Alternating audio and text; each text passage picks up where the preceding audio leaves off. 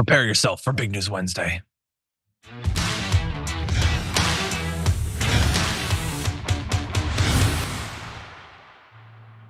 Welcome back after the holidays, everybody. It's Fantastic Wednesday with me, Francesca Fiorentini. Francesca, how's it going? It's good. I'm glad we were able to find time for me. No big deal. But we fit you. you fit me in. And I'm super happy to be here.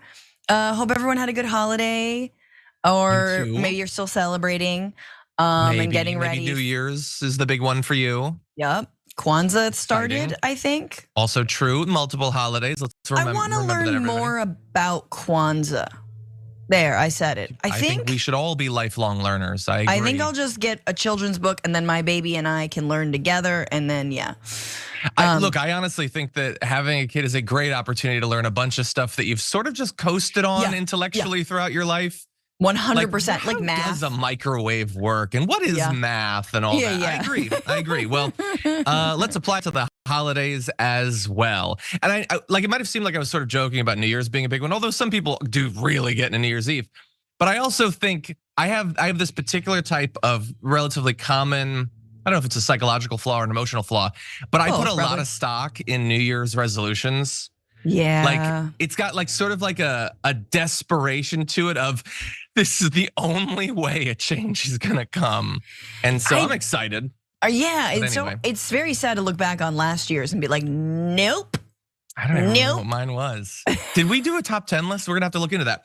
But anyway, we're not quite to New Year's yet, but we are fresh off of Christmas. And we will be talking about Christmas in just a little bit. But the thing is, it's a Big News Wednesday, and we're very close to the end of the year. And we have this opportunity with Francesca where we decided we wanna look back on this year. So 2023 is effectively over. It was a big year in all the worst ways. Here is a look back on the year that was.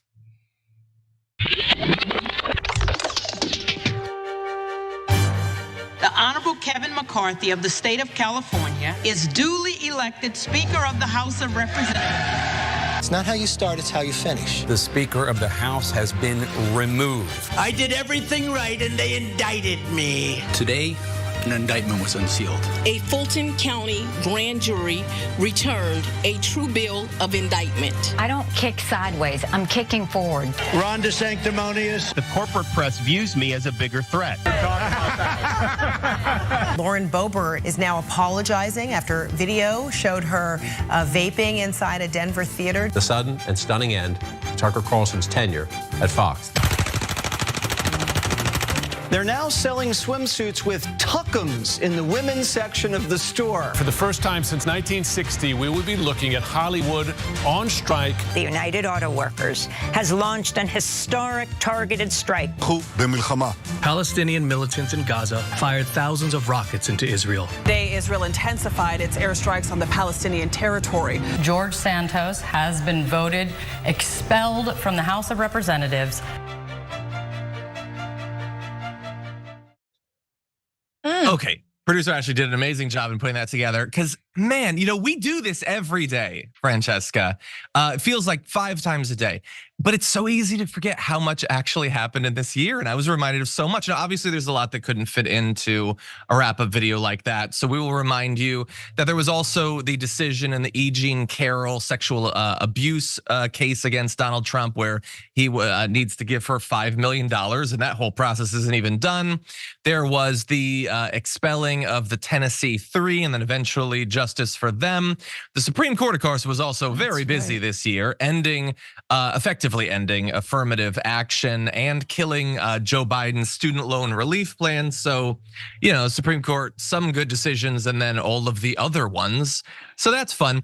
But some good stuff was also identified in that video. You do have the indictments against Donald Trump, and you have, some really successful, labor actions, including with the UAW.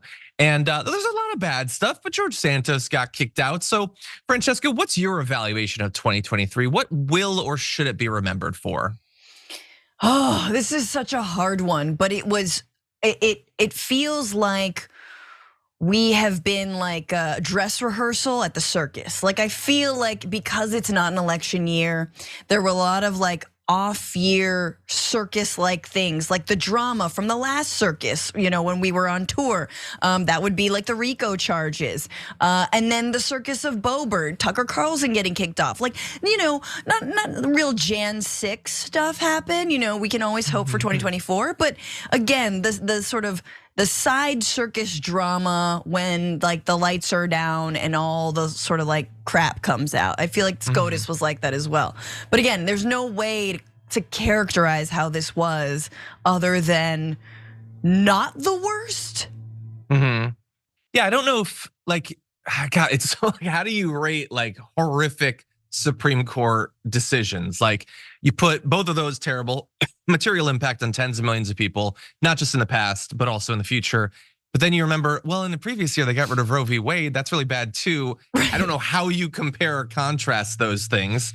The positive stuff, we have these indictments against Donald Trump, but of course, it's not like he's actually been convicted, other than the E. Jean Carroll, the civil stuff that he's actually been convicted on. So it could be that these just end up being like, the special counsel's like holding the football out and we're like, oh, I think I can kick it this time. Yeah. So that remains to be seen.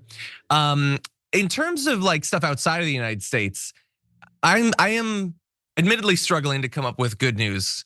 There's the continuation of the devastating war in Ukraine. There was, of course, October 7th and the horrors that have followed that as well. You've had droughts and famines in East Africa, parts of the Middle East. You've had horrific natural disasters in Asia and South and Latin America. So outside of the United States, maybe worse. I don't know, maybe we just don't get the good news here, but if you can come up with anything positive that's happened in other countries, feel free to let me know. I mean, Lula came back into power in Brazil. Oh, yeah, that's true. Good, but then Javier Milei became president just in the neighboring Argentina, which is awful, already awful. But yeah, largely, look, this has been a setup. Again, we're the dress rehearsal, the setup, the charges coming down, the indictments coming down, the plea deals, exciting and interesting. But like 2024 and 5, oh boy. Those are gonna be, we need a meditation practice as a Dragon Squad because we're gonna need it. Yeah, or I don't know, like maybe we can focus on things outside of politics that were positive. By the way, someone is saying that I said that Ukraine was this year. No, I said it was a continuation of the horrific war in Ukraine this year. But also there was some good stuff. It doesn't have to do with politics. Tears of the Kingdom came out this year, and Baldur's Gate 3 and Barbie came out this year. There was some good TV, and Gen V was pretty good. There was some good pop culture stuff. Taylor Swift. It's all over the place, and that's really bothering right wingers. So that's like got crossover appeal. What else might I be forgetting about? I mean, Beyonce also was on tour, depending on how you fall on that, and others. I'm sure other people, other musicians exist. There are probably several. There are probably a couple more. The WWE had a good year. I know that was driving you morale-wise throughout the year. What about sports, John? Hey, let's take a quick moment to talk about sports news. Like that Super Bowl. Oh boy, howdy. Ooh. That was a good one. Ooh, I like how they caught the ball sometimes. They did, but sometimes not. Sometimes depending on who it was, that could be good or bad. Yeah, exactly. But anyway, yeah, look, this is a year that it had some good stuff. We also had a lot of like just a holding pattern, really. Like as we're gonna talk about later on in the show, the federal government, outside of Biden, a couple of executive actions, some of which were overturned, basically nothing happened. Like let's reserve our conversation for later on, but this was sort of like a reminder of we always get something like this in the lead up to elections. Things sort of slow down a little bit in terms of legislation and everything, but this was like a particularly nothing year for substantive legislation getting passed. And I also, the year before the presidential election for me is always an exciting year because it's like, it's this time of possibility. Like what could end up happening? But it was also sort of ruined in that most of the challengers to Trump have been unable or unwilling to do what it takes to break through. And then the DNC has effectively annihilated the Democratic primary, and Biden is running again, even though he had said that he wouldn't run for a second term. We'll be talking about that side of it later on in the show in the aftermath when candidate Cenk Uygur joins us on the show. But yeah, I feel like we've been sort of denied some of the fun political primary stuff that should be delivered at a time like this.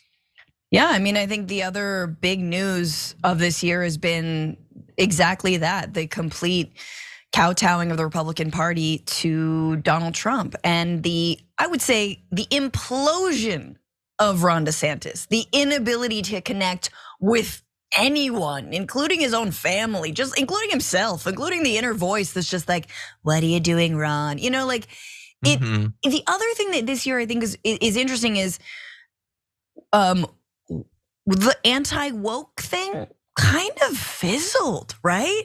Like it just kind of imploded like an Elon Musk SpaceX rocket. Like it was just like, boom, it was gone. Suddenly no one wanted to talk about it anymore. And all, Moms for Liberty are still like, but the books, and look, the die has been cast, but it still seemed like the electorate, especially Republicans, were moving away from that. I mean, it was supposed to be Ron's year. It seems like it might have been Haley's. Yeah, I think I saw an article about how he's sort of gone down with the ship on the anti-woke thing. It has, gone up in flames like Elon Musk's Teslas on full self-driving. And I have no doubt that Moms for Liberty is going to be, doubling down on getting people to pay attention to the books, because they certainly don't want you paying attention to the tapes. Am I right? Google it.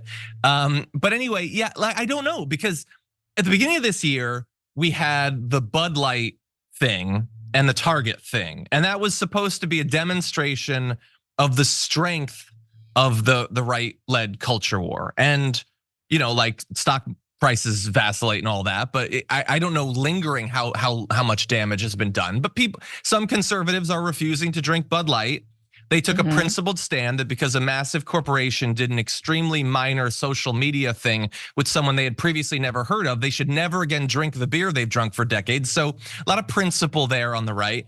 And then in that video you saw, Ashley threw in, there was all that viral like rando weirdo right-wingers going into Target and like being horrified at what they saw.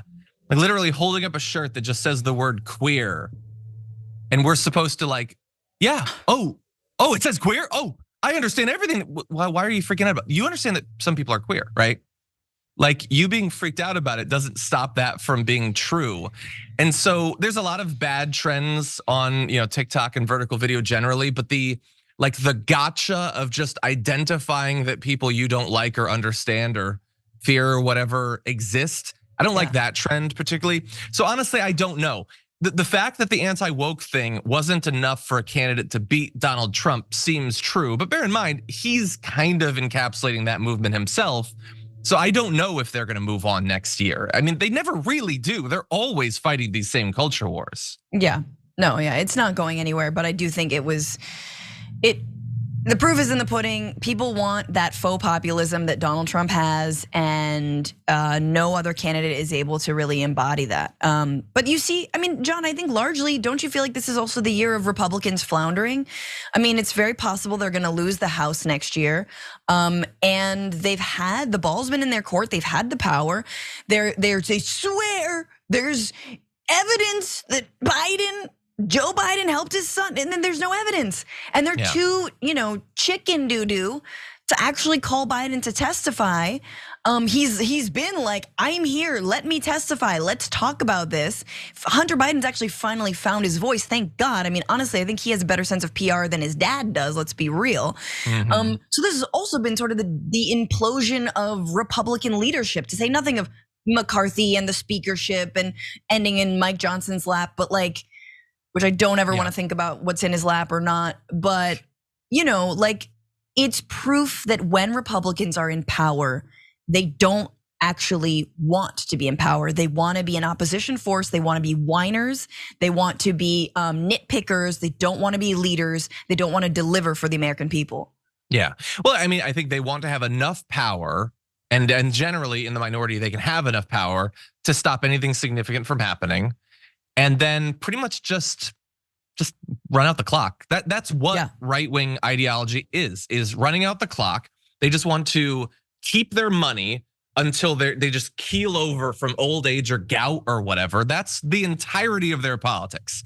And so occasionally they do want to win a presidential election. They want to be able to pass, trillions of dollars of more tax cuts for the wealthy. They want to do that so they can have a bigger pile of money before they keel over from gout. But that's it. Like, once they finally have the power, they come into, they control the House or whatever. It's not that they didn't get a lot done. Obviously, they're not going to get a lot done, even if they try with Biden in the White House. But they didn't try. Like, if you're a right winger watching this, what did Biden stop that was significant, that the right did, that was not just an expression of a conspiracy theory, but some actual idea, some radical reimagining of what America can be for conservatives? Nope. Nothing. Like, they talked about Hunter Biden and they showed some nude photos of him, and that was pretty much it. Anyway, maybe that will in the end be what 2023 is remembered for. Now 2024 is coming. High hopes for 2024. We'll be doing our predictions, I believe, on next week's top 10 list for our members on YouTube. So everyone stay tuned for that. Before we end this first segment, though, I do want to jump into, like, we're not going to talk a lot about Christmas or whatever, but there was just one ode to Christmas that I thought we did need to recognize. So let's jump into that. Everybody experiences Christmas in their own way, and that includes Donald Trump. Now, he is a holly jolly man, and he wanted to make sure that everyone recognized the holiday, and so he posted on Truth Social about it. And in that, he said, "Merry Christmas to all, including crooked Joe Biden's only hope, deranged Jack Smith." He did not wait long before moving into it. The out-of-control lunatic who just hired outside attorneys fresh from the swamp, unprecedented, to help him with his poorly executed witch hunt against Trump and MAGA, blah, blah, blah, open borders, blah, blah, green news scam, blah, blah, all electric car lunacy. I thought you guys liked Elon Musk now. You really need to decide where you stand on this, because isn't he the EV guy? And so much more, looking to destroy our once great USA. May they rot in hell again. Merry Christmas. That is a guy who understands the reason for the season. I love the idea that, like, right wingers be like, who's like a devoted Christian? Donald Trump. Yeah. He's the guy who understands the whole birth of Jesus thing. Totally. The silent night part, the shh, quiet, be with your thoughts, snow falling and whatever. Yeah, I first of all, the longest run on sentence, just incredible. Like, this it's a lot. Beats me in my live streams. Him just going like, including all of these other people who are terrible, and then may they rot in hell. Merry Christmas. Like, I love it. If even me, even on Christmas, when I was like, Bethlehem, Christmas services have been canceled. It is in the occupied West Bank. And yet, may I have it in my heart to somehow forgive the people who are not able to call what is happening in Gaza an ethnic cleansing or a genocide. Like, may I even me? But no, here's Trump really showing us how it's done. Never surrender, just no compassion. Don't give him an inch. I know that I'm not supposed to draw something sensible out of this, but like, he talks about how we have these thugs who are evil because of our high taxes. He passed the last tax bill. Yep. Taxes are what he and the Republicans chose him, slashed them like crazy for corporations and for the highest earners. So, but you guys passed those. What are you talking about? And then I love that he just mentions, so we have these sick and evil thugs who, because of their Russia/Ukraine, Israel/Iran, like, the Democrats are responsible for both of those wars. I don't even understand what point he's literally just mentioning things that have happened. There was an Afghanistan surrender, I guess, years ago, and he had previously said that he was going to play. Again, none of this makes any sense. I'm gonna pivot now, just briefly, to a reminder how this ties into our electoral future. The Daily Mail had done this poll where they asked a whole bunch of people to evaluate Donald Trump and Joe Biden and say, what do you think of when you think of their next term, what they'll do with that term? So Donald Trump screen capped the results of that, a word cloud. And with no commentary, he just spread this to his, well, I was gonna say millions of followers, but it's Truth Social, so I guess hundreds of followers. This is the word cloud that was generated when people think about that term. Revenge is the most commonly cited word. Dictatorship and dictator are there. Nothing, by the way, is fairly big there too. But revenge, dictatorship, and dictator.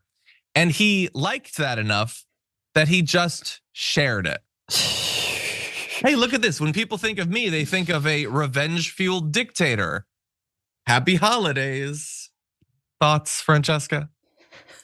Nothing's pretty high up there too.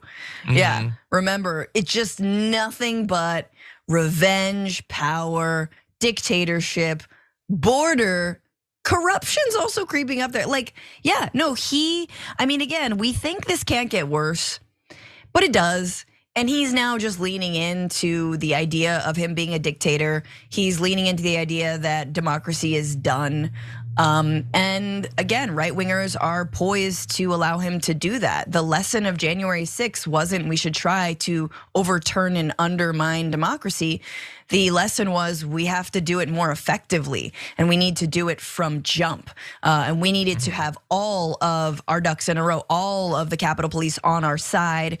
We should have called in the National Guard, and as was the fear, and I think why they were not called, they will be, throwing punches in our, against, in our favor, so to speak, against our enemies. And so, yeah, man, the fact that he likes this and he's sharing that, and the people watching are like, yeah, totally, and they're 14. Yeah, well, on the other side, nothing was actually the most cited thing for Joe Biden.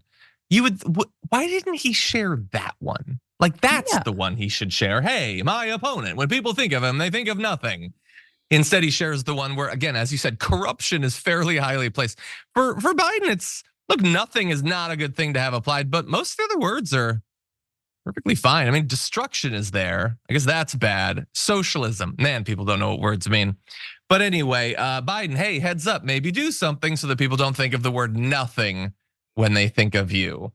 And for any of you out there who maybe you didn't have the best holiday or whatever, or maybe you did actually, just a reminder, like we are raised here to both worship and possess immense jealousy for the rich. The rich are the best, they're the smartest, more moral than us.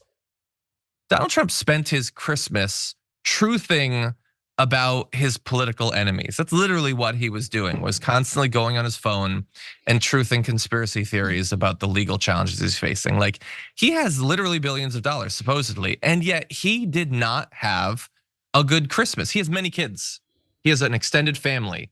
They could have gone to Aspen or something and I don't know, skied, and drank. Yeah, do what rich people do. Like, you can do rich people stuff, but he doesn't. Their money has not brought them an ounce of joy. And just bear that in mind. If you draw a little bit of schadenfreude from that, perhaps, but otherwise, just remember, like, the myth of the rich that we are sold as we grow up in America. It's based in literally nothing.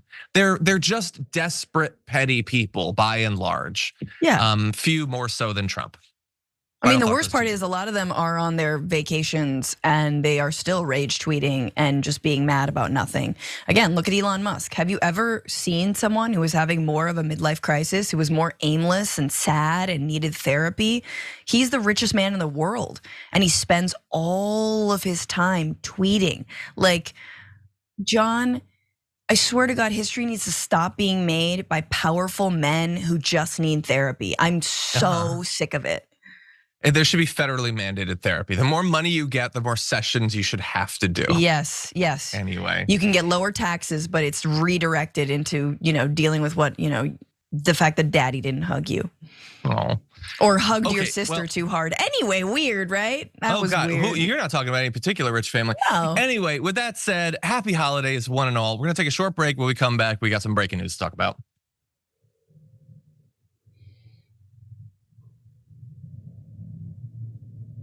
Okay, everybody, welcome to the many people who are saying, like, John, there was good stuff that happened. You had your first daughter. No, I get that. I was just talking about stuff that's not just true of me. That's true of like the country. No, I'm very happy.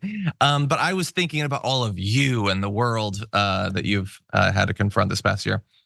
By the way, did you know what's happening tonight? Francesca, do you know what's happening tonight? Oh, yeah. What's happening tonight? I'll be on ABC with Brett Ehrlich for The Year, which is just a review of 2023. I hope they put me in this one. I'll probably be talking about politics. I didn't have a lot to say about any kind of like pop culture news because that's not how I roll, but we will see. So stay tuned. I think it's at 9 Eastern, so 6 p.m. Pacific on ABC, and then it'll also be on Hulu starting tomorrow. Yes, 100%. So both Francesca and Brett, everyone check that out. If I hadn't mentioned it, she wouldn't have plugged it because you're a terrible self-promoter. But anyway, it's happening tonight. No, but I will say, thank you so much, Damage Report and Dragon Squad, for helping me get to 50,000 subscribs on YouTube for Franny Fio. Yeah. Yes. Yay. Woo. Everyone, that's awesome. Thank you. A small milestone, but an important one for the pod. So that is a very important special happening tonight. A arguably as important special is happening tomorrow night. That is the yearly TYT Turks and Jerks of the Year, which I will be taking part on. Myself and Cenk and Rashad Ritchie and Dave Kohler, I believe, are all gonna be revealing our Turk and Jerk of the Year. Basically, the best person, the worst person of the year. But you also have a chance to choose the community Turk and Jerk of the Year. So you can go to tyt.com/polls and you can vote on that. And then you can watch the special. This is tomorrow, December 28th at 8 p.m. Eastern, 5 p.m. Pacific. Very exciting. And I hope many of you are watching live because although many of you will probably be able to guess who my Jerk of the Year is, I am excited to talk about it and my Turk as well. Although less so. Okay, with that said, let's read some of your comments. Benjamin, your moral sent in a super chat and a swear slipped through the censorship thing on YouTube, but says, yay, it's Franny or Francesca, not Fran. Much love to y'all, Johnny Ty. Thank you, Benjamin. Was that a swear? Well, Fran is not a slur yet. I cut out the. But I'll make it. Anyway, Leo sent a super chat saying, happy day 6 of Yule. Hopefully 2024, which will start on Yule Day 12, will be better than 2023. Fingers crossed. Really hoping it'll be a good one. Okay, May Money in the building. Hey, May Money. Sent a super chat saying, Flightarola, Francini, happy New Year. I'm on my way to Tahoe with my new boyfriend and visit some friends and then moving into a new apartment. Love y'all. Wow, gonna be kicking off the new year with a whole bunch of new stuff. Very exciting. Hope it's fun. See, May Money's going to Tahoe. Trump can go literally anywhere in the world, bring his whole family, all of his friends. Don't put that on May Money. She didn't want to cross paths with. No, I'm not saying he should go and ruin hers, but I'm saying like they lose the ability to appreciate anything. It just seems terrible. Why would anyone want to be rich when you look at the experience of actual rich people? It seems terrible. I mean, obviously it's better than being, destitute, clearly. But that old study about like, how happiness peaks at whatever, $70,000, $90,000 a year, like there might really be something to that. Oh yeah. They just seem so deeply unhappy. Elon Musk, the more money he gets, the more desperate and cringy he becomes. I'll be right back.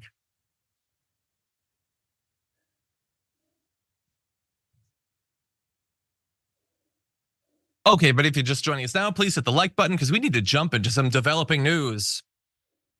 Michigan's Supreme Court has just rejected an attempt to keep Donald Trump off of the 2024 Republican primary ballot.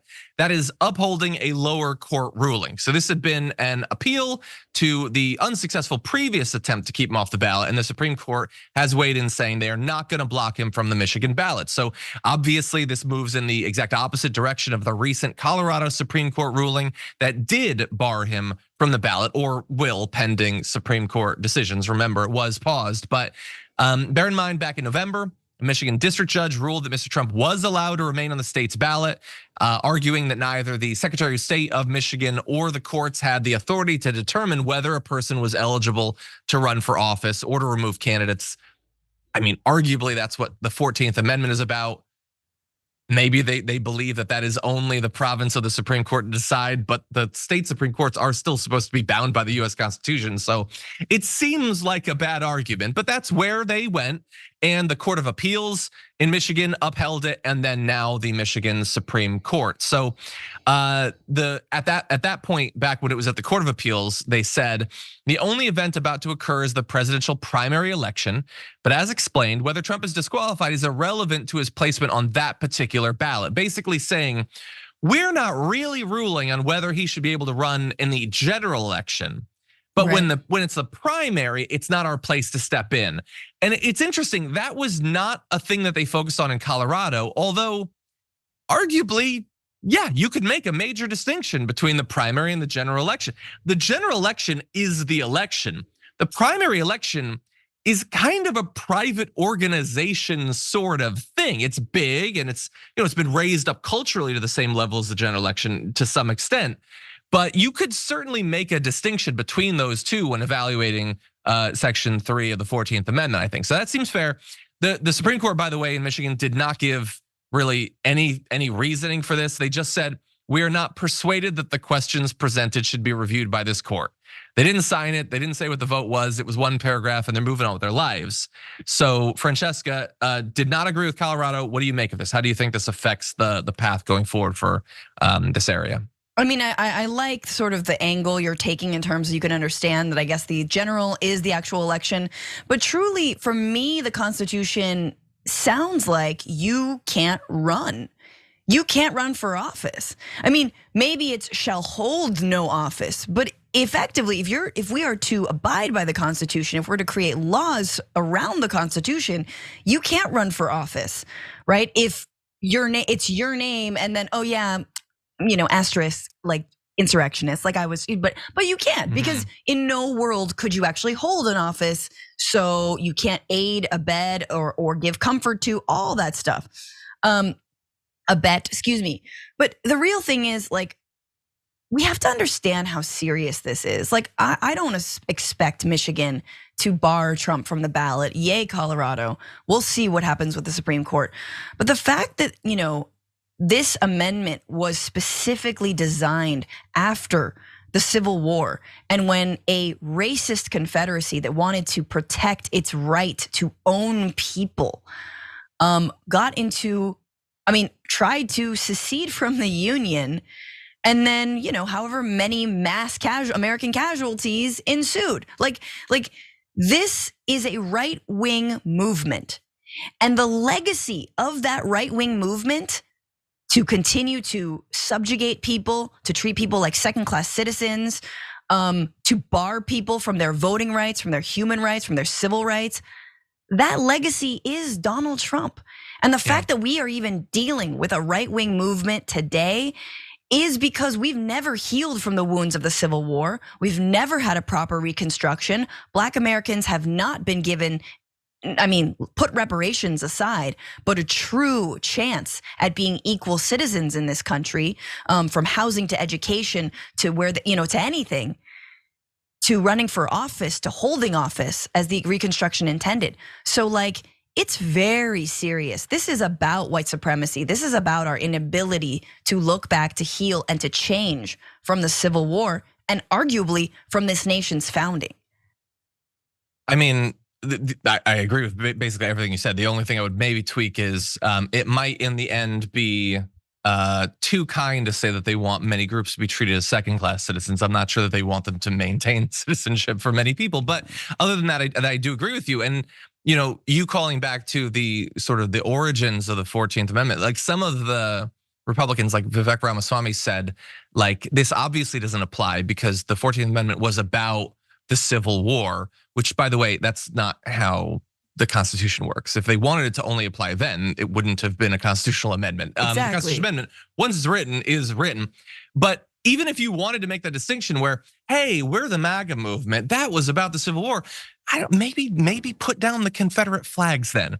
If you don't want to be connected to that, stop venerating and worshiping that failed attempt to ruin America, maybe. Now, Donald Trump is very excited about the fact that Michigan has not followed suit with Colorado in ruling to bar him from the ballot. He said that they have strongly and rightfully denied the desperate Democrat attempt to take the leading candidate off the ballot, blah, blah, blah, pathetic gambit to rig the election, blah, blah, blah, has failed all across the country. Including in states that have historically leaned heavily towards the Democrats. Colorado is the only state to have fallen prey to the scheme. The 4-3 Colorado Supreme Court decision, which they themselves stayed, thus keeping me on the ballot as we go to the US Supreme Court, is being ridiculed and mocked all over the world. Blah, blah, blah, something, something, crooked Joe Biden, blah, blah, blah. Violently destroying everything inside. 100%. Here's an idea. Like yeah, I know, again, the apocalyptic language. Who's the X-Men that just looks at things and destroys?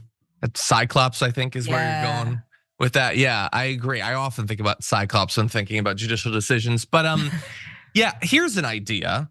Since Colorado ruled and made an argument that you could agree or disagree with, and I think that we've attempted to be very fair and nuanced in our evaluation of it. And I continually play devil's advocate for people who literally want to end American democracy, which I probably shouldn't do. Maybe we'll regret it in the future.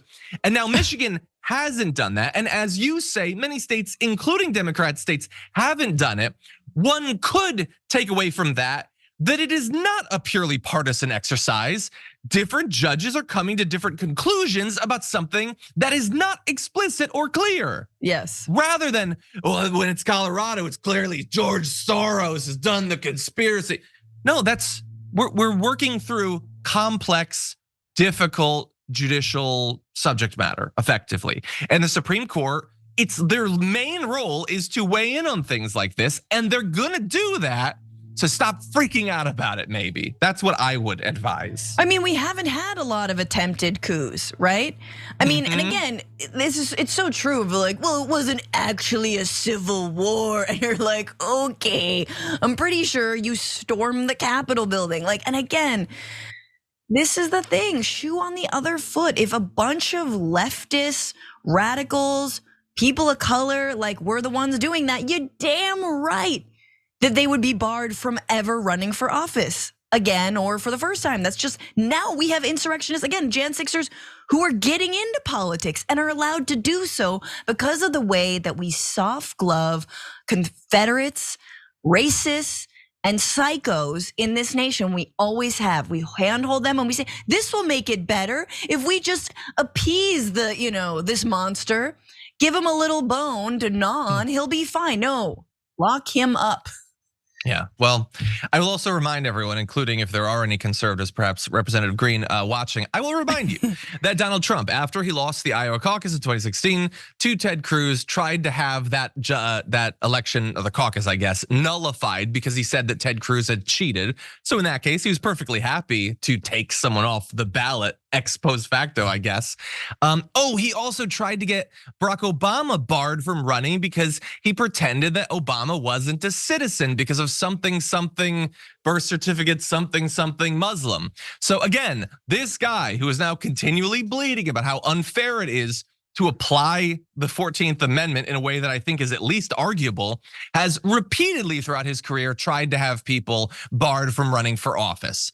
I know that no conservative will acknowledge that because again, they don't operate on a system of principles. It's all what benefits me and my side, and then I'm perfectly willing to totally reverse it as soon as it hits someone I hate. So, don't expect any consistency out of this. And by the way, Free Speech for People, who in this particular case with Michigan is the organization that was pushing for him to be denied, said that they're disappointed by this. They're also stressing that this decision isn't binding on any court outside Michigan, which is obvious.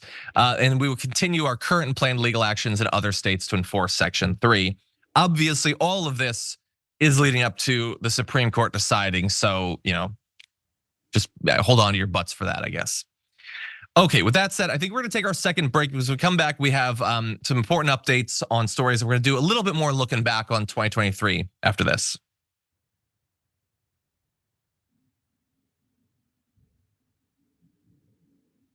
Okay, everybody, by the way, some people are asking if this is live. Yes, this is live. We're live doing the show today, or maybe I pre-recorded me saying that it's live. And we also have new shows coming up tomorrow. Ida Rodriguez is gonna be here, and Brett Ehrlich will be coming on Friday as well. So everyone stay tuned for that. Okay, Reiki Dragon sent a super chat reminding us of another thing that happened this year.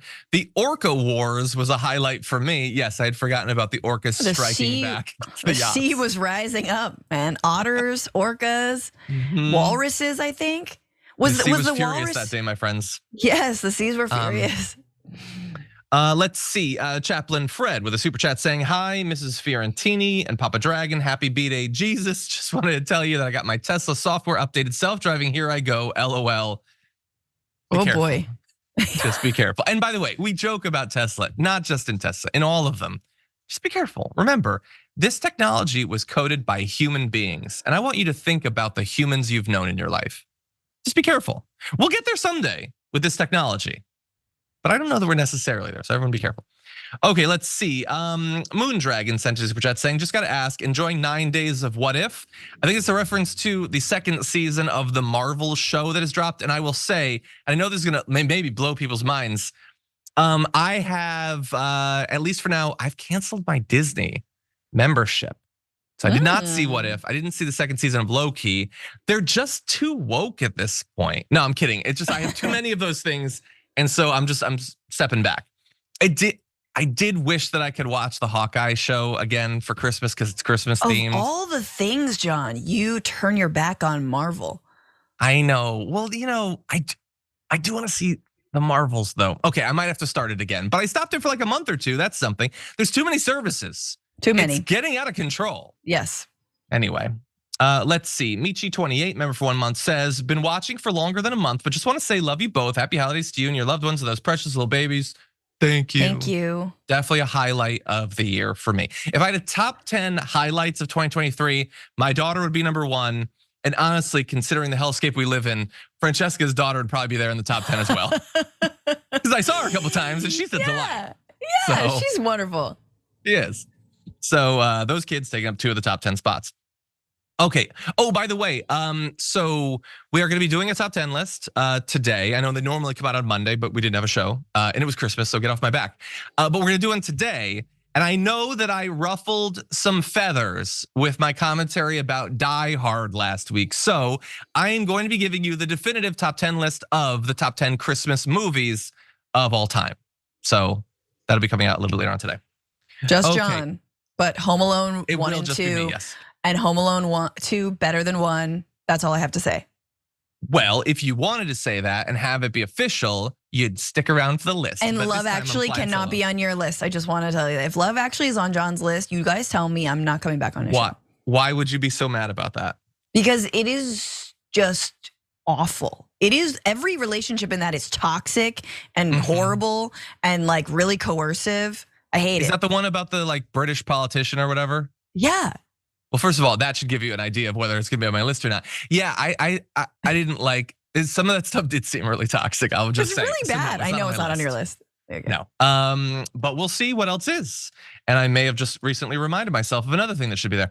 Anyway, CK Progressive with a super chat saying, hi from Detroit, where we've lost our minds after the Lions won the NFC North in the NFL and the Pistons have lost 28 games around the NBA. These two extremes that are sports teams have shocked us. None more than me.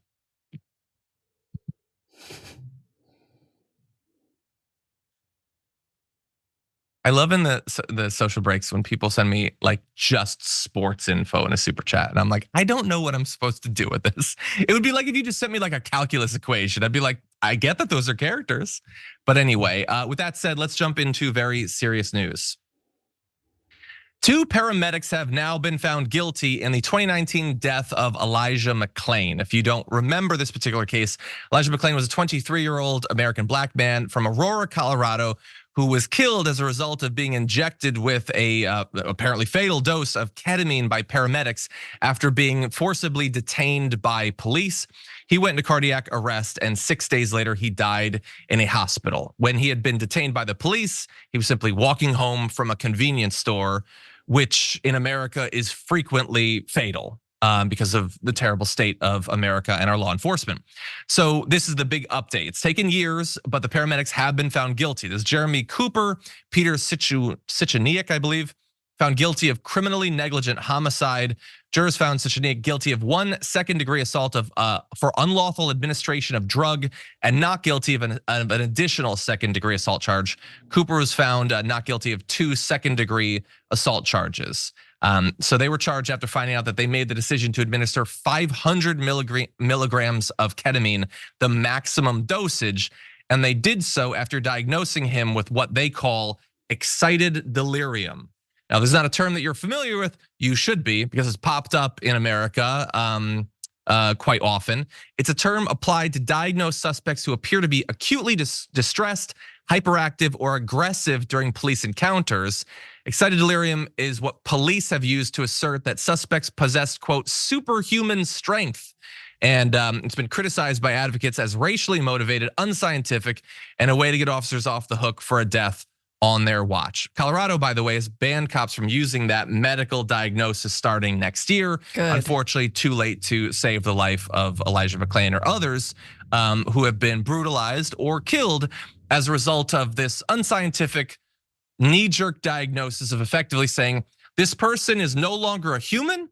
They are capable of superhuman feats, and thus doesn't that justify anything we do?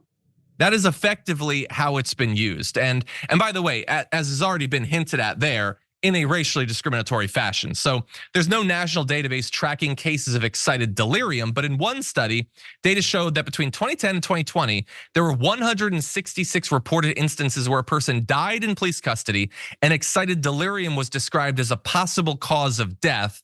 Of those people, black people made up 43% of those deaths, despite making up only 13% of the US population. And the idea that a cop or a paramedic saying that someone is in excited delirium, to the extent that that is what kills the person, certainly seems at the very least suspicious. But in this case, we do have the charges being successful. Francesca, what do you think? I mean, thank God, that at least there's some more accountability, but it is so sickening. And here's the thing about paramedics is when the cops are beating the crap out of people, when they are illegally detaining them, when they, again, as we've seen time and time again, are escalating the situation and getting a potential suspect into excited delirium, which is basically just endorphins or feeling scared. When people are scared, generally they have a reaction, right? It's hard to stay calm when you're afraid for your life. A lot of times it's the paramedics that come in maybe very late, maybe right on time on the scene, and they're the ones making decisions about whether and how to save this person's life and how to treat them. They're the ones who could stall and wait to administer care. They're the ones who could administer 500 milligrams of ketamine and kill a early 20s, 21-year-old kid. He was 19 at that time. Yeah. 19-year-old kid. Yeah. So the paramedics also are largely responsible for the police brutality and lack of accountability. And I know in other instances they've been heroes, they've helped, but a lot of times, again, that sort of thin blue line, the code of conduct also bleeds into the paramedics as they believe whatever the cops are telling them. So I'm glad there's some sort of accountability. Yeah, although again, took literally years, and as we covered, of those 166 people who died in this that have been found, obviously there's no national database or anything. Like, I don't know how many might not have. Yeah, if there had not been this knee-jerk reaction of I no longer need to consider this person as a person. I no longer need to carefully consider what I do to control this situation. I have set up a situation wherein almost anything I do will be found to be acceptable by a population that's been raised with, like they're using the term excited delirium now. Like we've shown you in the past, maybe a couple of years ago, we talked about the history of this, and there were headlines in the New York Times back in the 40s, 50s, and 60s of like describing Black men as being like, I think they used the terms like gorilla strength, they did not try even to use quasi-scientific language, but it's the exact same thing. This is not a person, and thus they do not need to be handled like a person. I mean, you see photos of Elijah McClain, the idea that they're treating him as if he is Dr. Jekyll and Mr. Hyde or something is absolutely maddening, giving him way too high a dose of this. And so I'm not even gonna give you any more of the statements from the side that was defensive towards this. I'm gonna give you a statement from Cenk McClain, so the mother of Elijah McClain, who released a statement ahead of the verdict saying, "No amount of procedures, practices, protocols, or the lack of training for service jobs will ever replace the human heart. I am sure that if Elijah had been one of their children, family members, friends, or comrades, they would not have been so indifferent to what was happening like they were with my son." 100%. I mean, I think you could just go broader and say generally these sorts of things simply would not be done if the person was white. It doesn't have to be a family member. And then after the verdict, she said that it was a very small acknowledgement for accountability. No, the 3 out of 5 convictions are not justice. The only thing the convictions serve is a very small acknowledgement for accountability in the justice system. My son's murder case is part of a continuum of hatred that is spread throughout the world. And I think we can all understand why you would not feel awesome as a result of this. Nothing brings back your son who was needlessly taken from you. And so Colorado is not gonna allow for, excited delirium as a diagnosis now. Do we not think that they're gonna find something that the cops aren't gonna push back against this? It is very nice to have a get out of accountability free card. Well, there's so much more to say. Let's go to you. No. I mean, just also my thoughts are we've seen this Elijah McClain. I believe he also was a very quiet person. I don't know if he was neurodivergent. I don't know if he was having some kind of episode, but we also see just how crass police are when they deal with people. And of course, obviously disproportionately, black people in this country, but just we've seen other videos, right? Of, people having mental episodes being like, "I'm sorry, I'm just scared. I'm sorry." Elijah was very, very cordial to the same people that were, brutalizing him. "I'm sorry, I just can't breathe. I'm trying to comply." This kind of stuff that is so gut-wrenching. It is truly the policing system that needs to change, not our behavior. And so I'm glad that Colorado's not gonna have this. California, for example, is gonna do away with the line, "Do you know why I stopped you?" when it comes to traffic stops, which, as it's been told, apparently stats are in, that's an incredibly aggressive line and tends to escalate the entire interaction. You're like, yeah, it's the most passive aggressive line. "Do you know why I stopped you?" No, stupid, just tell me what's going on so I'm not in the dark and we don't get into an argument. Don't be a weird teacher about it. Just say you were going 70, I'm stopping you. So that kind of stuff, there's so many ways they could de-escalate, but they don't. Yeah, and the final thing that I want to say about this is I want to, I guess, double down on what Cenk McClain said about none of these minor regulation changes or stopping, a term from being used can replace the human heart. I feel like we talked about this literally last week. No one is a human anymore. No one, we as outsiders, and I understand they're living it every day. So I don't know what it would take. Does there need to be mandated evaluations or something? Does there need to be mandated a week off to just step out of the desensitizing that you experience clearly through your job, the normalization of barbaric behavior and lack of empathy, to just try to get you to once again see people as people? And this is not exclusive to cops, obviously. I think that clearly some paramedics obviously feel that way. I think a lot of politicians could use a little bit of just a reminder that you are supposed to be a part of a society. We are supposed to be people living together, thriving or failing together. And all too often, there just is a complete dehumanization that we see from people who have significant amounts of power. So a little bit of justice obviously does not solve the problem, and we will wait to see what term cops come up with to replace excited delirium in the future. And remember, by the way, in a lot of states, they're still gonna use it.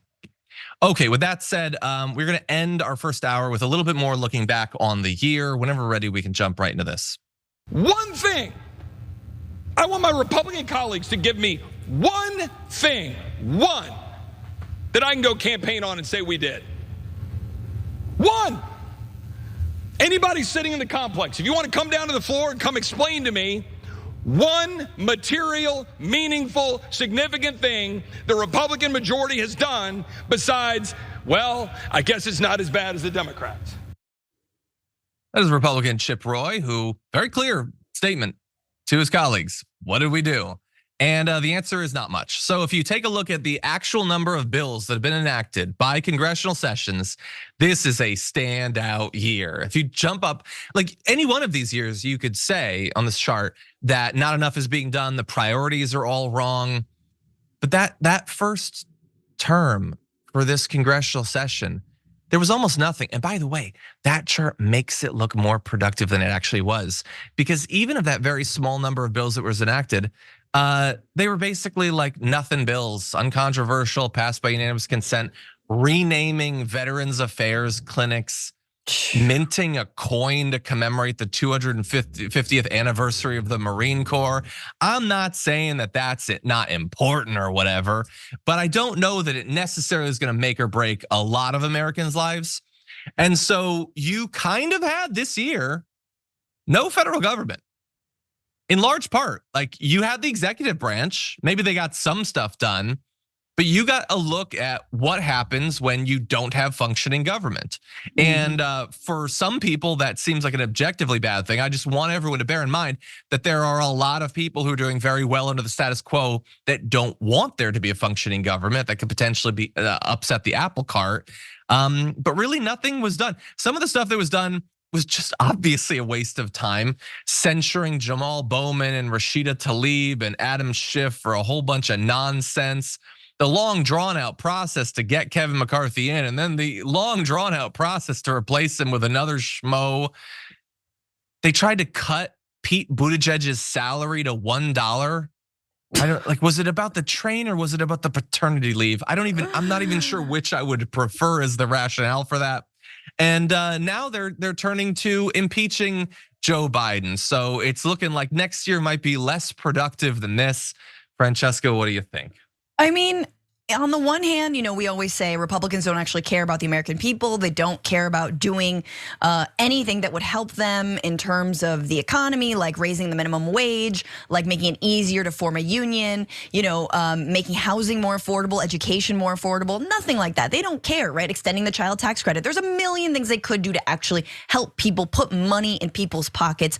They don't want to do that. And the real thing that this reveals that's so sad is that they got everything they wanted, all right? This is the kid that got 50 presents on Christmas and is so bored that they're just like, I don't know, now they're just stealing stuff. Like they have gotten everything. They got their $2 trillion tax cut. They have a far right Supreme Court that stripped women of our reproductive rights. Like just completely gone. They caught the car and now they're dealing with the ramifications because some of them are under the wheel because they see that the electorate is not happy with them. But more broadly, they've gotten everything they want. They got their wish list, John. So it's like, on the one hand, I'm mad. On the other hand, I'm like, God, what else is there for them to do?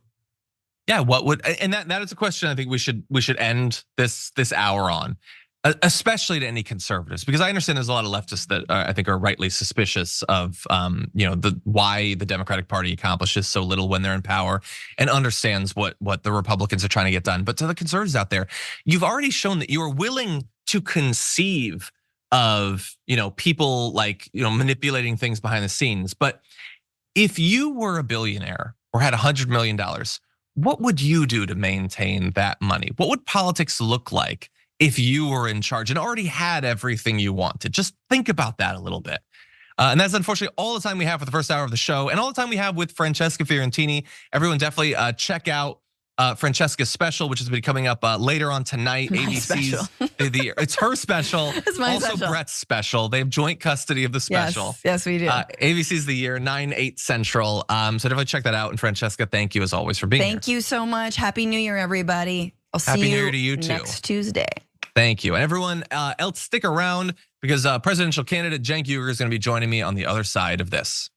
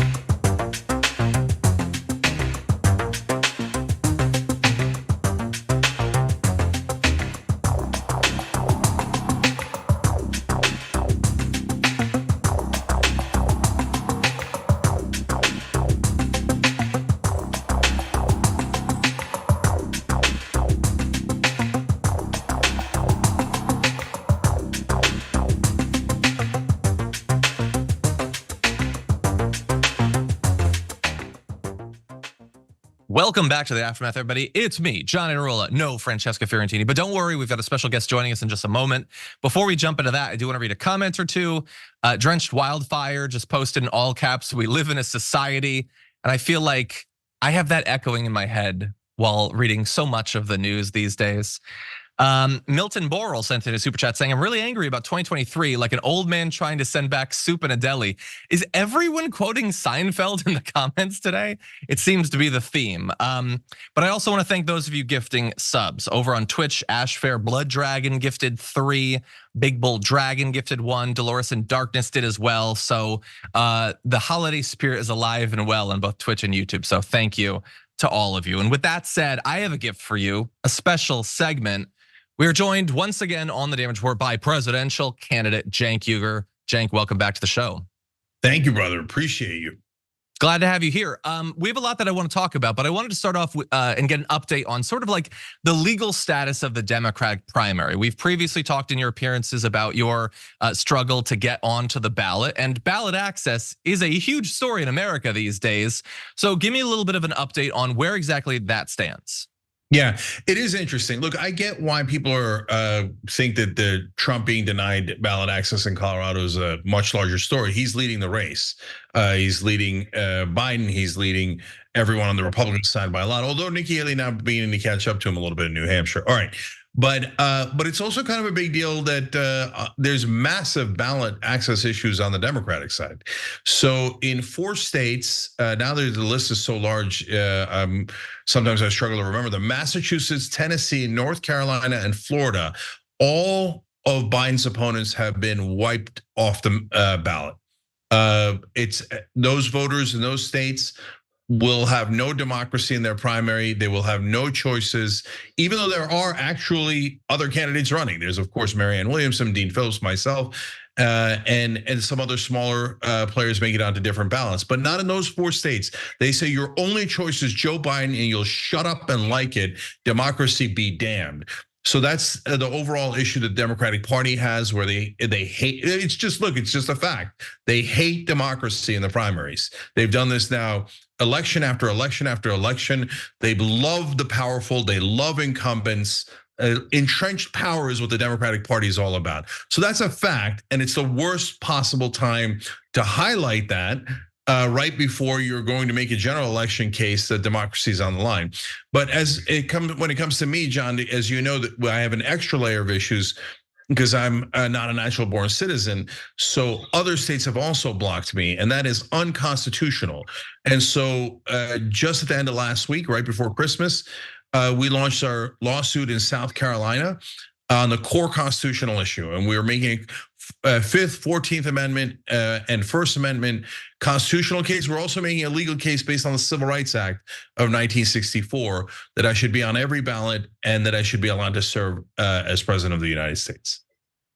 So a lot of issues there, and so some of them specific to your candidacy, some general issues with the Democratic primary, and I find it so interesting, not just that this is happening, but that especially at a time when you have the Colorado and now Michigan decisions affecting Trump dominating so much conversation, that the Democratic side, where in multiple states, effectively, you just don't have a primary. It has been legally mandated that the primary is being skipped. Like the Grinch has successfully stolen Christmas. You're just not gonna have a primary. And what it sort of makes sense to me that CNN and MSNBC are not discussing that seemingly. They want to protect Joe Biden. But why isn't even like Fox News or right-wing media using this as an example of how Joe Biden and the Democrats are rigging the entire thing? Like I feel like they would at least have a vested interest in discussing what's being done, but I don't see it being discussed really anywhere. So that is a really interesting point. First of all, how damning is it of CNN and MSNBC that we all assume that they're in the business of protecting the incumbent president and that they would never treat his opponents fairly? Marianne Williamson, I've made this point, even though I'm technically running against her, has been polling higher than Nikki Haley and almost everyone in the race, not named Trump, Biden, or DeSantis, for the entirety of the time, and no coverage at all. I mean, they're just, those mainstream media outlets are saying, yeah, of course we're biased, and if you're trying to challenge power, we're going to shut you out. That's the most obvious thing in the world.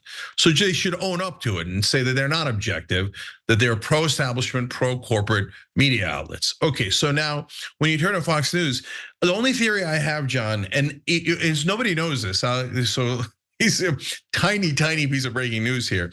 On the very first night that I announced, Jesse Waters asked me on, okay? And I thought, interesting. And maybe they saw that I'm saying that Biden should get out of the race, but it was actually a Purdue service. And I told my campaign manager, incoming, that they are going to change their minds in 3, 2, 1. And of course, they'd asked the night that I announced, by the next afternoon on the day that I was supposed to be on, they had canceled. I got on CNN through someone I know, they canceled. And they cancel wherever I go. And I think that part of it is that that Fox News and right-wing outlets are willing to have people on as long as they bash Democrats, but only if they bash Democrats, and they are not allowed to talk about anything else. And so Bobby Kennedy Jr. was perfect for them until he became independent and he started taking polling away from Trump. And now all of a sudden, I don't know, they're calling him all sorts of hideous names, right? But he was allowed on because he was going to serve their purposes. Apparently, congratulations to Marianne and Dean as well, who are not serving their purposes. Look, they could change and turn around at any time. And we have plenty of things to say that are not pleasant about Joe Biden. But there are many, many things that are way more unpleasant about the lunatic named Donald Trump. And they don't want anyone hearing that on their air. Okay, so that catches us up on Fox News. Doesn't seem like that's probably going to happen anytime soon. But there is another opportunity, which I'm sure is coming up soon. So CNN has been having town halls with all of the Republicans. Nikki Haley had hers, and Ron DeSantis, and even Vivek Ramaswamy, who just uses an opportunity to shout all of the conspiracy theories he knows. They were given these town halls because they're candidates, and CNN has an obligation to their viewers to show everyone who's running. So when is your CNN town hall going to take place? But so listen, John, the reason why I mentioned the 4 states that kept all of us off the ballot, and I mentioned Marianne and Dean in terms of not getting media coverage. Also, Dean got very good media coverage until he didn't.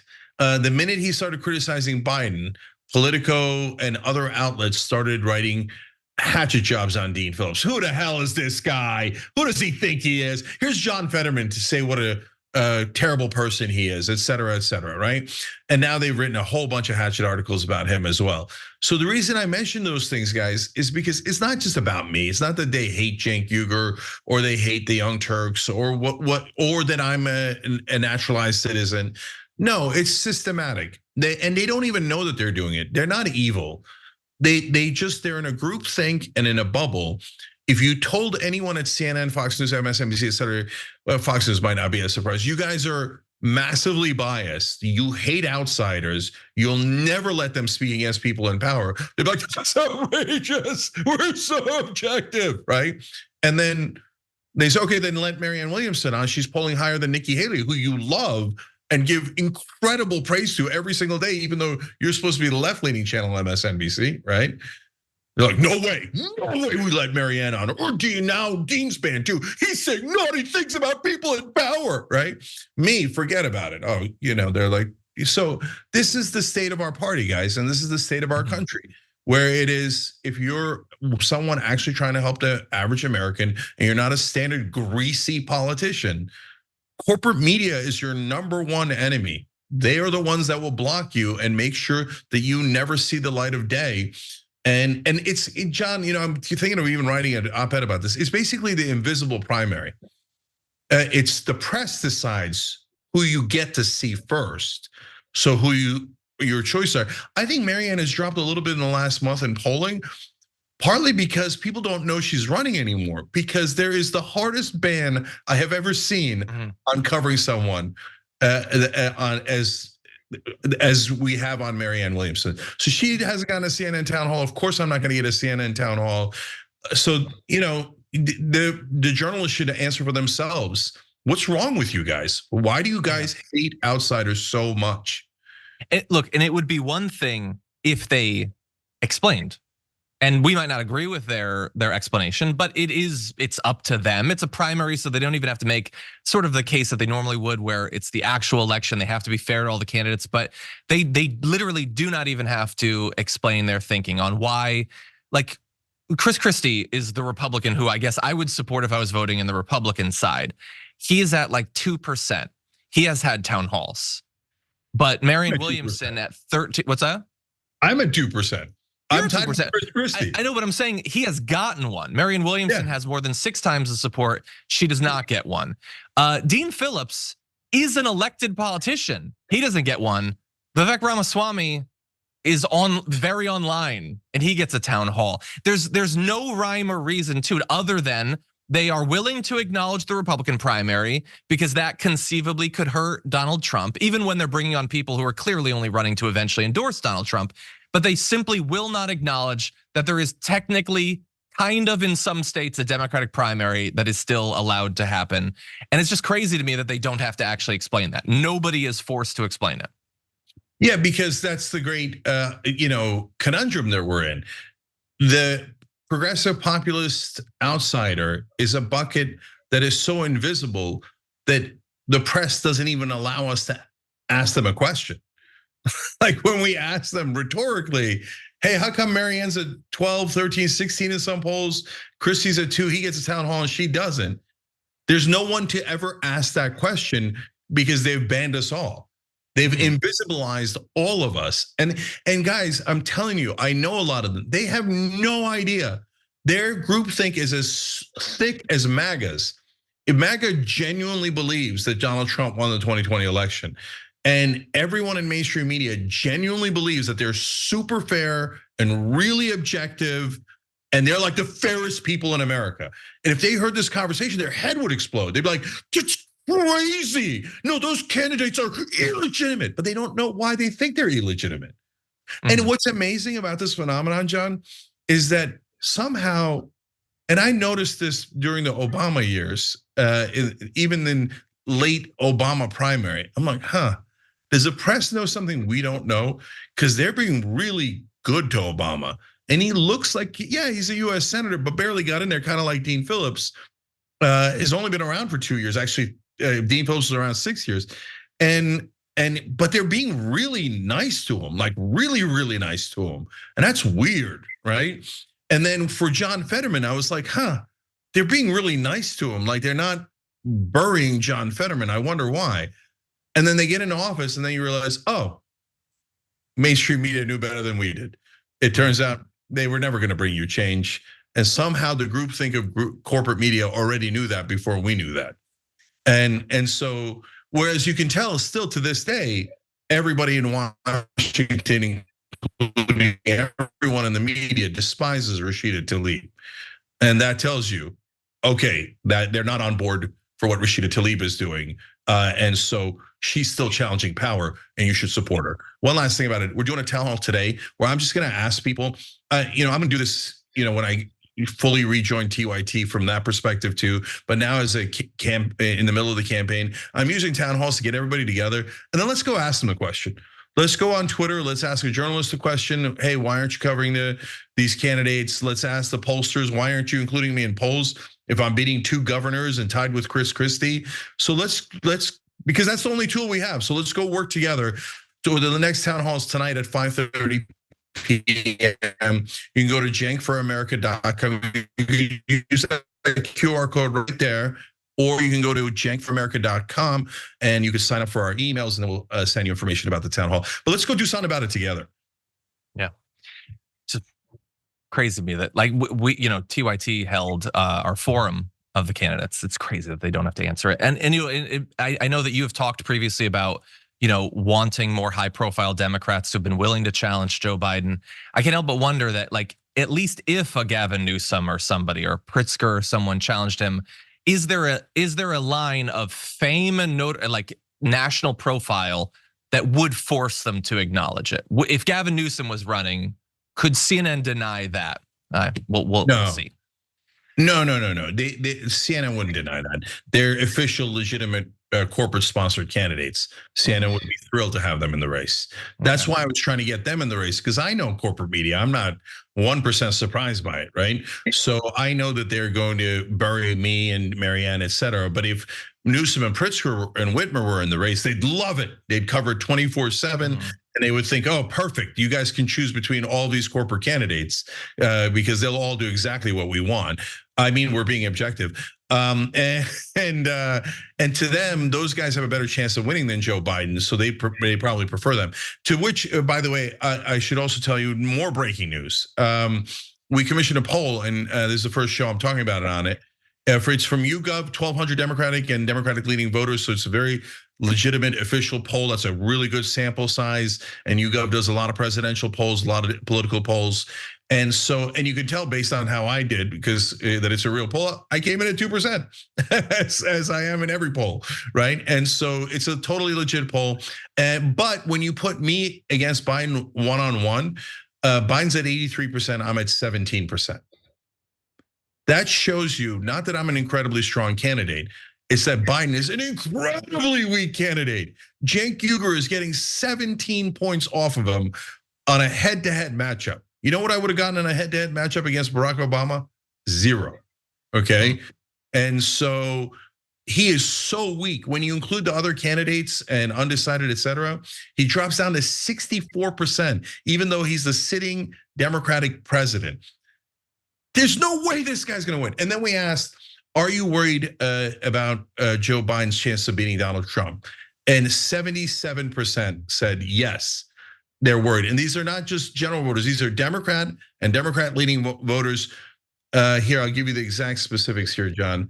27% said they were very worried, 25% said somewhat worried, and 25% said slightly worried. Total of 77% saying, yeah, Biden is gonna lose, and that's his own party.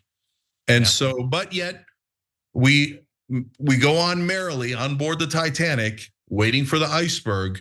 Everyone knows we're gonna hit it, other than a few deluded MSNBC viewers. And no one outside of the three of us, me, Marianne, and Dean, are doing a thing about it. Yeah. Well, we've been talking sort of about the state of the race. Why don't we talk about one of the topics, that theoretically could be a part of a primary if it was allowed to have debates and town halls. So we're gonna get into a little topical discussion and give you a chance to talk about your policies and your values. Many might not know this, but with the new year comes pay raises for a number of Americans. Nearly 10 million Americans are going to be getting raises thanks to an increase in the minimum wage in 2024. Now, no, you did not miss some sort of like hidden national raise of the minimum wage. This is state level stuff. 22 states have raised their minimum wage. That is going to kick in the new year, and 9.9 million Americans are going to get a pay raise. That is going to generate about $6.95 billion in additional wages from those increases. So that's 22 states. There are also 38 cities and counties that separately are raising their minimum wage above their state floors. So this shows that there is a lot theoretically that could be done for workers that is being done at the city, county, and state level, but nothing is really happening at the national level. And when I think about we talked about the word cloud of what people think of when they think of the Joe Biden presidency, and the number one word that people gave to the Daily Mail was nothing. Here is a thing that in theory could have been done, that had been promised during Biden's run, but it wasn't. So, Cenk, I know you've talked often about your frustrations with Joe Biden and the Democrats for not getting a federal minimum wage increase passed. I feel like that could have been a thing, could have had a big effect on a lot of voters, and might have driven some passion for this 2024 race. But what do you make of it? So it's a great topic to set up a contrast here. So number one, the increasing the minimum wage is intensely popular. So based on what John just told you, which is in all the states that have passed. And number two, the fact that tons of red states have passed it, and with overwhelming numbers. So it won by, I think, nearly 30 points in Missouri. And on the same election that Claire McCaskill lost, even though she was an incumbent Democrat. So it is very popular and more popular than Democratic politicians. And at the national level, it polls at about 2/3 of the country wanting it. So then you think, okay, well, what's wrong with Democrats? Why don't they want to support the thing that 2/3 of the country clearly wants, passes even in red states, and makes them more popular? If they don't lobby for it, like Claire McCaskill, they don't argue for it, they lose. If they argue for it, they do better. In fact, Joe Biden argued for it in his 2020 campaign, and he won the election. So then what happens afterwards? Well, the very first interview he does, in fact, the very first 2 interviews that he did after he became president, he said, well, the increase in the minimum wage is not going to happen. Well, first of all, when you say that, it's already over. Because that means you're signaling to the Republicans and the Democrats, oh, I don't really want this. Because when you say you don't think it's possible, well, obviously they're going to take it out of the bill. I mean, why would they put something in a bill that the president himself, who theoretically wanted it, just told you is not possible, right? So that's him throwing him under the bus. The very, very, very first thing he does. Why? Because when corporations think about the things that they want tax cuts, they want monopolies. And the third thing they'd ask for is lower costs. That makes sense. Higher revenue, lower costs. How do you lower your costs? Make sure that you do not increase the minimum wage, which does not push up salaries for everyone else as well. That's what it normally does in Econ 101. You could tell that, right? And so they don't want the salaries and wages going up. So they tell Joe Biden, who's bought, and look, you tell me, how is he not bought? Why did he say he was definitely going to do it? And the minute he gets in, he says he's definitely not going to do it. That's because he never meant it. So I hate to break your heart if you're still like an MSNBC, NPR viewer and listener, and you're like, I thought Joe Biden was pure. He was one of us. He was trying so hard. He's not trying hard at all. He's trying hard to deceive you into thinking that he's one of you while he actually works for his donors. And then finally, that gets to it's not, because it's definitely not about Joe Biden, guys. It's about the entirety of this whole play that we have, this theater that goes on. So that goes to the whole Democratic Party. It really is everyone in Democratic leadership so profoundly stupid that they can't tell that 2/3 is higher than 1/3, let alone, as you know, John, paid family leave, public option, ending gerrymandering. We can go on and on, lowering drug prices, negotiating drug prices for Medicare. These are all 2/3 to 90% popular, but there's not a single person in Democratic leadership that can read a poll and understands numbers. No, they're choosing not to do any of those things because their donors told them not to. Well, there, everyone, is a demonstration of the sort of conversation that you could get if town halls and debates were allowed on the Democratic side. But unfortunately, we will not. Cenk, thank you for taking time out to join us and to discuss this and this news, as well as the news of the campaign thus far. Really do appreciate it. Where can people find out more about your candidacy?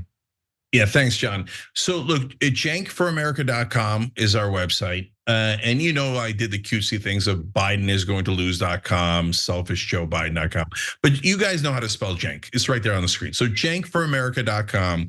And the reason why it's so important now, guys, is because this suit we have in South Carolina is an actual civil rights issue.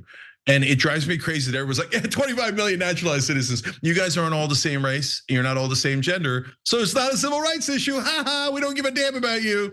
Okay, all right, but that's not really cute. And so if we can clarify to people, and we have an excellent case. Our lawyers are so good. They're Bernie's lawyers from 2020, and they did a beautiful job of putting together a motion that we have a really good chance at. Please help us bring that to fruition, bring it all the way to the Supreme Court, and win on a historic civil rights issue, and give full 100% citizenship to naturalized citizens like myself and 25 million other Americans. So if you could help at cenkforamerica.com, it makes all the difference. Thank you. Thank you, Cenk. Good luck. Talk to you soon. Thank you. And everyone out there, thank you for joining us on the Aftermath and throughout this episode. Reminder that Francesca's special, or the special that Francesca will be on ABC later on tonight. Brett Ehrlich as well, so everyone should definitely check that out. We unfortunately are out of time. Thank you to those of you who sent in messages. I'm gonna try to keep as many as I can and get to them tomorrow. We do appreciate your support, but that's all the time we have for today. That said, I will be joining Anna Kasparian for the second hour of the Young Turks, as well as the bonus episode later on today. So definitely stick around for that. For now, though, stay safe out there, stay sane out there, and I'll see you soon.